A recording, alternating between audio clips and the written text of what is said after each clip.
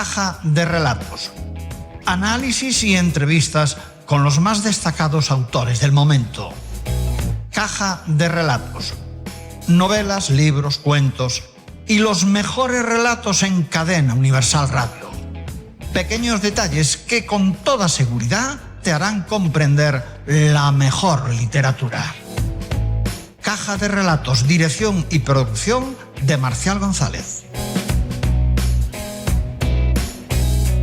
Señoras y señores, nuevamente estamos con todos ustedes con Caja de Relatos. Hoy, de nuestra caja de relatos, vamos a extraer la novela Nuestro último verano en la isla, escrita por Abril Camino. Abril Camino nació en La Coruña en 1980. Su pasión por la literatura la llevó a licenciarse en 2 filologías. Trabajando rodeada de libros y devorando historias, descubrió un día que ella misma podría crear personajes y tramas que la harían feliz. Desde ese momento vive pegada a las teclas de un portátil.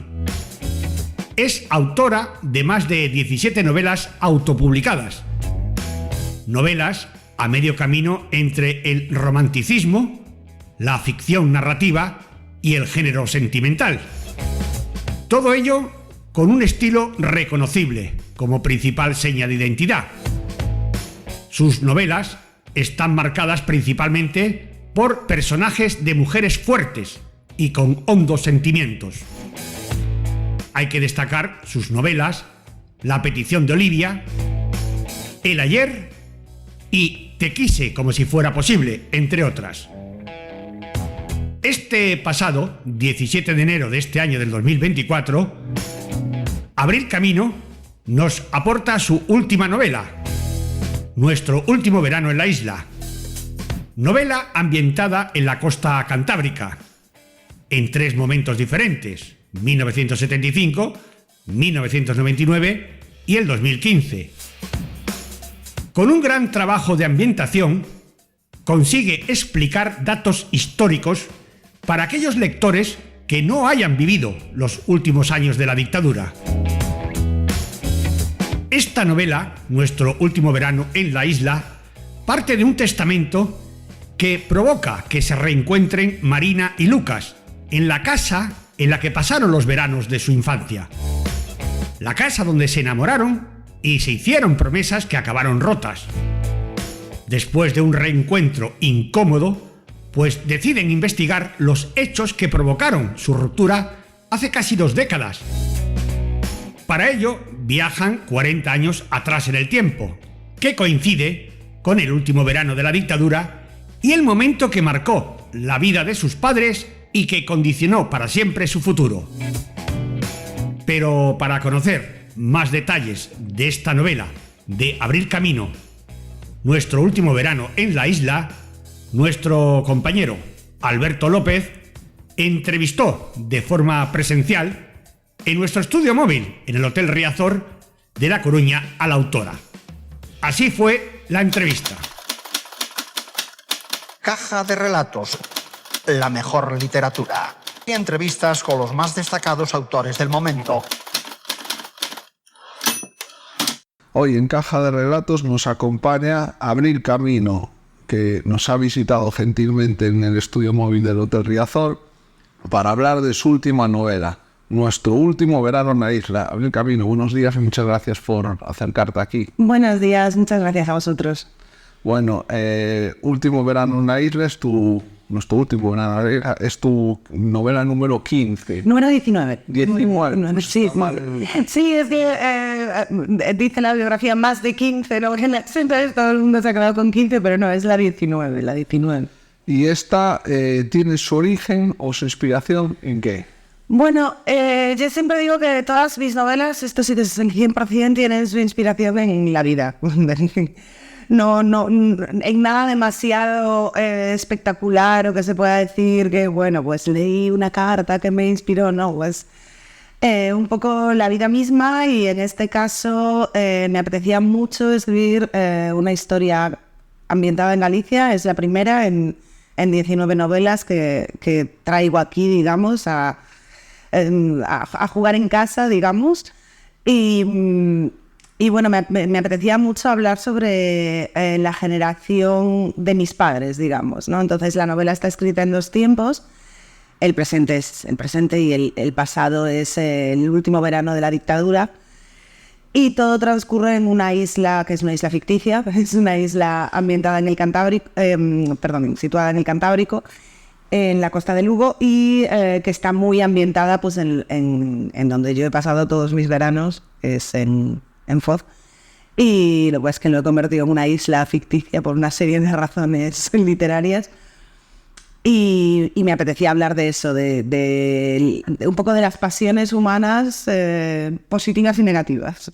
Y es que de pasión se trata, porque se trata de un reencuentro de dos personas que en su día habían sido un amor muy joven y que por circunstancias de la vida, unos cuantos años después, se reencuentran y vuelven a sobrevivir esos fantasmas, ¿no? Sí, la historia empieza con un reencuentro. Los dos protagonistas, que son Lucas y Marina, han heredado juntos una casa, la casa en la que pasaron todos los veranos de su infancia.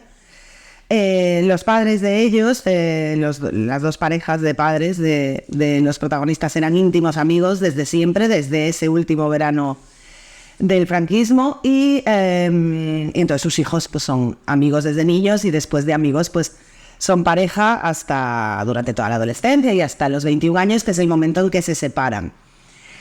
Y no queda muy claro en ningún momento por qué se separan. Lucas desaparece, Marina no lo entiende, y Lucas cree que desaparece por unas razones, pero se dará cuenta ahora de que en realidad había mucho más detrás de esa ruptura, y que han estado los dos en Baviera durante 20 años casi, hace 18 años que se separaron. Y al reencontrarse después de esta herencia empiezan a investigar una serie de cosas sobre sus familias y, bueno, se tambalearán todas sus vidas con esto. Claro, el núcleo principal de la novela reside precisamente en esa especie de investigar, de volver atrás y volver a retomar un amor perdido, ¿no? Sí, son un poco dos cosas que transcurren paralelas. Lucas y Marina, cuando se reencuentran y van a la casa esta que han heredado, encuentran unos documentos a medio quemar. Y a Marina le da un poco igual. Marina quiere acabar pronto con la situación, firmar los papeles de la herencia, volver a su vida y olvidarse de que Lucas fue su gran amor hace 20 años y seguir pues eso, con su vida. Pero Lucas tiene mucha curiosidad con por qué un hombre que se estaba muriendo, que es el que les deja la herencia, en sus últimos días decide quemar documentos que quedan a medio quemar, y hay otras cosas que encuentran por ahí. Y se pone a investigar, y poco a poco van descubriendo cosas, pues eso, lo que decía antes, que hacen que se tambaleen mucho sus vidas pasadas e incluso presentes, ¿no?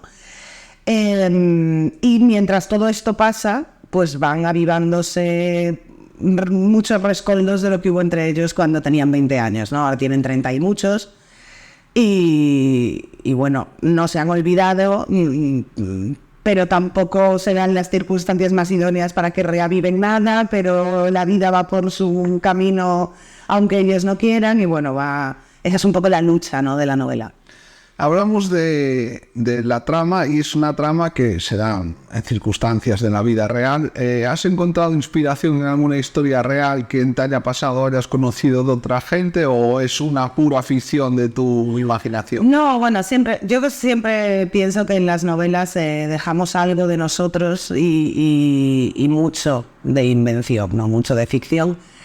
En la trama en sí es pura invención, pero sí hay mucho de mí, de mi entorno, de mi vida en la atmósfera, digamos, de la novela, ¿no? En esos veranos, que aparte los vamos a ver en tres épocas diferentes, ¿no? Los vamos a ver en los 70, con la historia de los padres de ellos, en los 90, con Lucas y Marina cuando son pareja y todo les va bien, y en los 2010, o sea, el presente es el 2015, ¿no? Y bueno, hay mucho de esos veranos, pues como fueron los míos, como los de tanta gente que tiene pueblo y se va en verano, y es una época de libertad, de estar descalzo todo el día, en bañador y disfrutando. Y también me apetecía, una de las muchas cosas que me apetecía mencionar en la novela son esos veranos que, bueno, para mí al menos y para muchísima gente que conozco, son los mejores recuerdos de su vida, ¿no?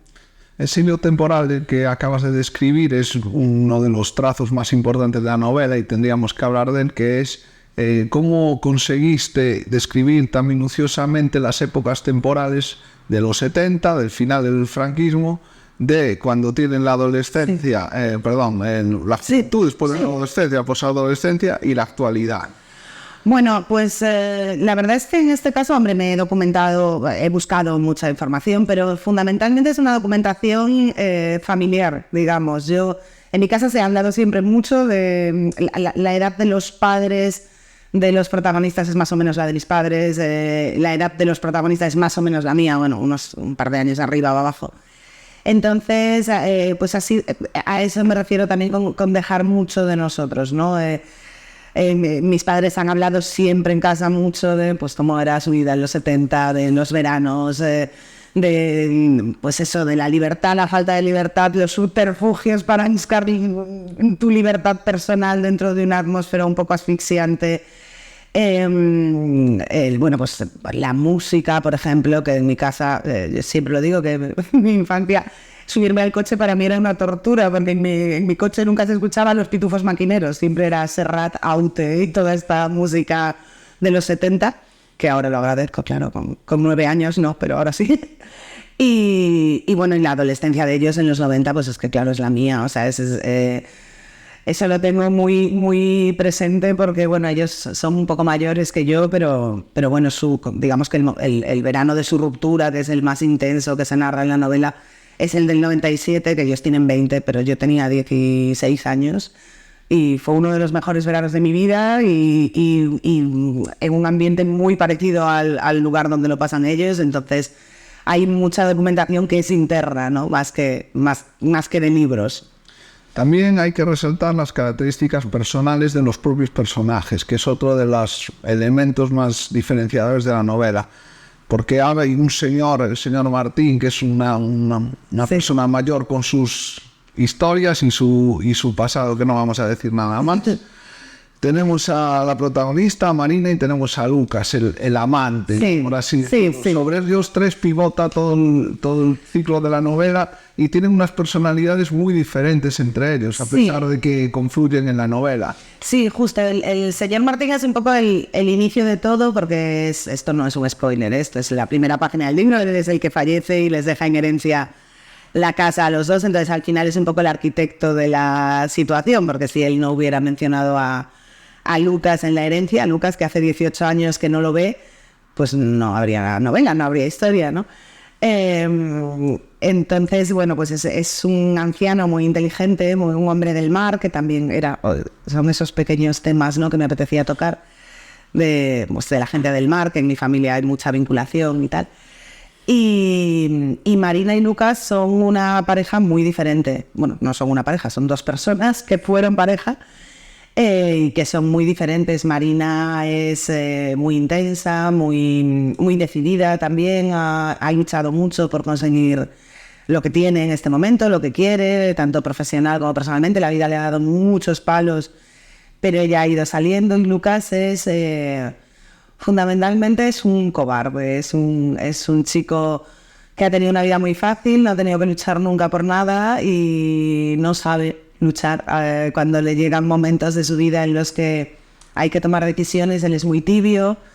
Entonces, bueno, son un poco polos opuestos, a pesar de que tienen toda una vida compartida, pues se han criado juntos, ¿no? Entonces, sí que tienen como mucho feeling, digamos, de muchas cosas de estas que solo compartes pues con un hermano o con alguien con quien te has criado desde niño, pero en caracteres, en personalidades son el día y la noche. Tenemos que hablar también de la ambientación que apuntabas al principio, y aquí nos llama la atención la foto que vemos de una casa de los indianos, que se da mucho en la costa cantábrica, y además es uno de los bienes, de los activos que constituyen la herencia, ¿no? Sí, la foto que aparece en los dosieres de prensa y en todo esto es una foto de una casa indiana, para hacerse un poco una idea, pero bueno, la casa que hay en mi cabeza es la casa de mis abuelos, en Foz, que ya no existe, por desgracia, pero era una casa también de estilo indiano, compuesta por 2 casas. Bueno, originalmente por 3, pero una se cayó hace muchísimos años, ya ni la recuerdo.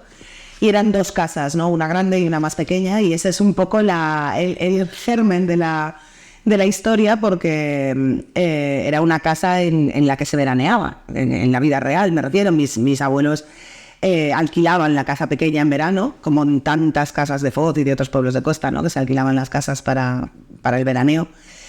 Y ese es un poco como empieza la historia, ¿no? La familia del señor Martín, que es el propietario de la casa, le alquila la casa pequeña a la familia de Lucas, y en la casa grande veranea la familia de Marina. Entonces por eso ellos se crían juntos y por eso tienen toda... Y cuando el señor Martín muere, le deja a Lucas la casa pequeña en herencia. Entonces eso, claro, son 2 casas distintas, pero están en la misma finca, o sea, forman parte de un conjunto.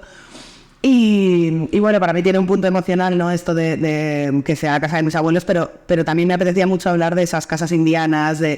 A mí me fascina, yo veraneo en Foz, estoy todo el verano en la costa de Lugo y bueno, incluso entrando ya en Asturias, en el occidente Astur, hay unas casas indianas. La de mis abuelos era mucho más humilde, pero hay unas casas indianas que yo las veo y digo, Dios mío, eso es el sueño de mi vida. En una casa de estas son impresionantes en arquitectura y sobre todo en contraste, ¿no? Con el resto de la arquitectura de la zona. Me apetecía mucho mencionarlas, vamos. Luego hay otro tema que también quería tratar, que es el tema de la herencia. De alguna manera la novela intenta justificar que la herencia pueda ser un bien preciado para los herederos, o es un juicio de valor que no te atreves a hacer.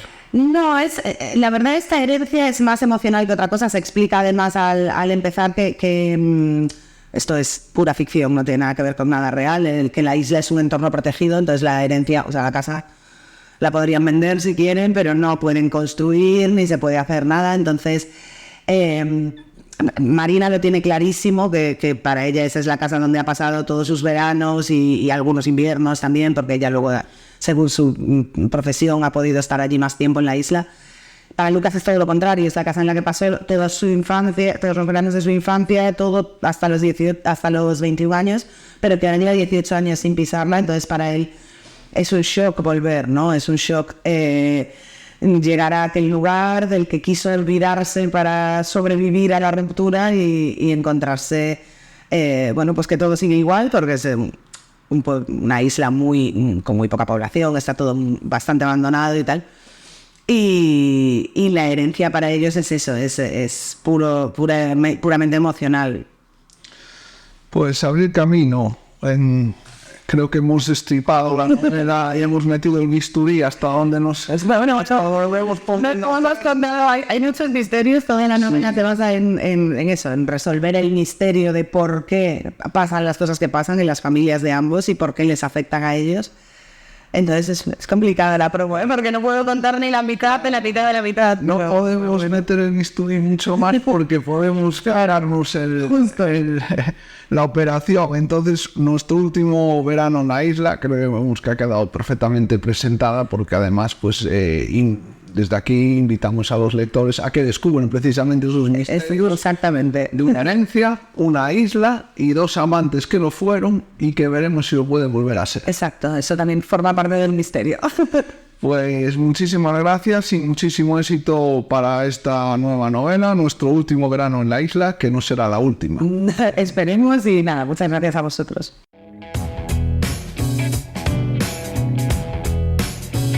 Y vamos a finalizar este Caja de Relatos, como es habitual, escuchando un breve fragmento literario. Hoy será sobre el libro de Nando López, Los elegidos. El fragmento está narrado por el propio autor. Aprovecho la ocasión para despedirme de todos ustedes y darles las gracias por su atención. Un saludo de quien les habla, Marcial González.